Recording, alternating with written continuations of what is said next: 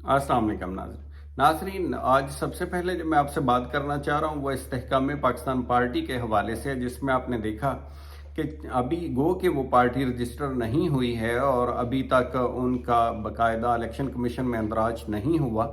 लेकिन इसके बावजूद क्योंकि उन्होंने ऐलान किया हुआ है और अपना मंशूर भी मुख्तसरन ज़बानी बयान किया है और उसके ऊपर उनकी फार्मेशन भी मुख्तलिफ अहदों की उन्होंने बनाई है, तो आपने देखा कि दो मरकजी लेवल के ऊपर जो हुकूमत है हमारी फेडरल, उसके अंदर दो मिनिस्टर हैं, ओन चौधरी और नुमान लंगड़ियाल। तो आपने देखा कि पिछले दिनों के अंदर जब मंशूर बताया गया और सदर जो हैं पार्टी के अलीम खान साहब, वो आके टीवी के अंदर उन्होंने 2-3 इंटरव्यू दिए जिसके अंदर बड़ा इनकलाबी किस्म का उन्होंने मंशूर भी बयान किया। उसमें ये भी उन्होंने ऐलान किया कि मौजूदा हुकूमत जो है वो डिलीवर नहीं कर सकी और हम इस हुकूमत का हिस्सा नहीं रहेंगे, बल्कि हम मैदान में ही इसलिए आए हैं कि इस हुकूमत के ख़िलाफ़ इलेक्शन लड़ें और साथ ही साथ तहरीक इंसाफ के ख़िलाफ़ इलेक्शन लड़ें और हमारा अपना वज़ीर आज़म होगा। यानी उन्होंने जहांगीर तरीन का नाम लिया और कहा कि हम उस एजेंडे के ऊपर अपनी हुकूमत लाने के लिए इलेक्शन के अंदर जाएंगे और इंतखाब लड़ेंगे।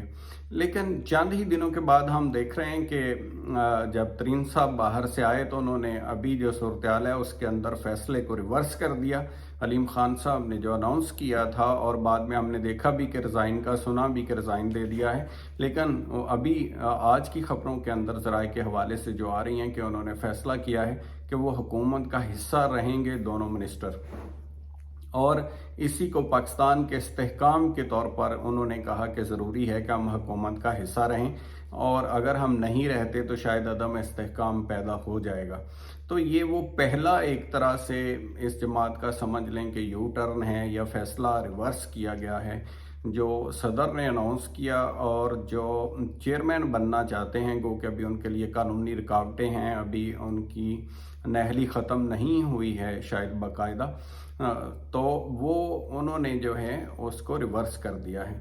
तो अभी यानी ये एक पहला जो उनका हुकूमत के ख़िलाफ़ उन्होंने ऐलान किया था एक तरह से सारे स्टेप्स लेने का, उसमें से वो बैक कर गए हैं। अभी उनका जो इसी हुकूमत को मज़ीद इस्तेहकाम देने का और बख्शने का इरादा है। अब दूसरे मौजू की तरफ आते हैं जो कि मुल्क के अंदर एक, क्योंकि अभी बहस है, वज़ीर आज़म साहब ने अपना ऐलान किया था ख़िताब के अंदर कि वो असम्बलियों को मुद्दत ख़त्म होने के ऊपर हुकूमत छोड़ देंगे। दूसरी तरफ ये सुनने में आ रहा है कि तमाम जमातों का इत्तफाक हो गया कि हम 2-3 दिन पहले असम्बली तोड़ देंगे। अब कानून के अंदर को कि असम्बली तोड़ने की गुंजाइश है, और लेकिन ये कोई ऐसा पसंदीदा अमल किसी तरह से भी नहीं है कि असम्बली तोड़ दी जाए।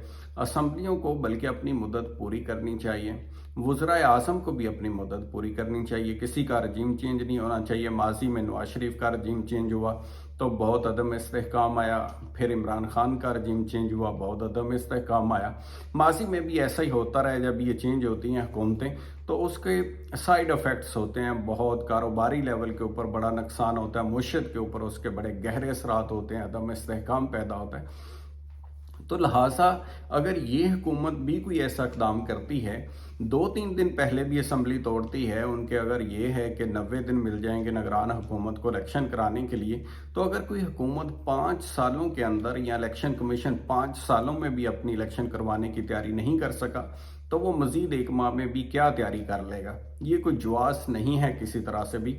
हुकूमत को डेफिनेट अपनी मुद्दत पूरी करनी चाहिए, और निगरान सेटअप क्योंकि जो हुकूमत पूरी करती है अपनी मुद्दत तो 60 दिन का होता है, और अगर हुकूमत मुद्दत पूरी नहीं करती तो 90 दिन का होता है। तो जब मुद्दत पूरी करेगी तो 60 दिनों के अंदर ही इलेक्शन होना चाहिए, और जो भी हुकूमत वोट लेके अवाम जिसको भी इलेक्ट करें वो आके अपना काम करे और दूसरों को उस मैंडेट का एहतराम करना चाहिए। फ्री एंड फेयर इलेक्शन होना चाहिए, और धांधली सिर्फ ये नहीं है कि पोलिंग वाले दिन नहीं होनी चाहिए, धांधली प्री पोल भी नहीं होनी चाहिए। किसी को भी किसी का हक कैंपेन का ख़त्म नहीं होना चाहिए, किसी पार्टी पे पाबंदी नहीं होनी चाहिए, किसी लीडर पे पाबंदी नहीं होनी चाहिए।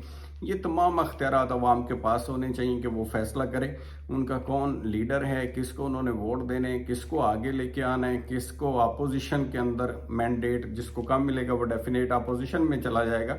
और अपोजिशन वालों को भी इस चीज़ का एहतराम करना चाहिए कि हमें अवाम ने अगर अपोजिशन करने का मैंडेट दिया है तो हम दयानतदारी के साथ اپوزیشن کریں اور اسمبلیوں کے اندر جو ہے وہ اپنے موقف کو، عوام کے موقف کو اجاگر کریں اور حکومت کو ٹف ٹائم دیں. اگر کوئی وہ غلط پالیسی بنانے جا رہے ہیں، کوئی غلط فیصلہ کرنا جا رہے ہیں تو اس کے اوپر رزسٹ کرنا چاہیے.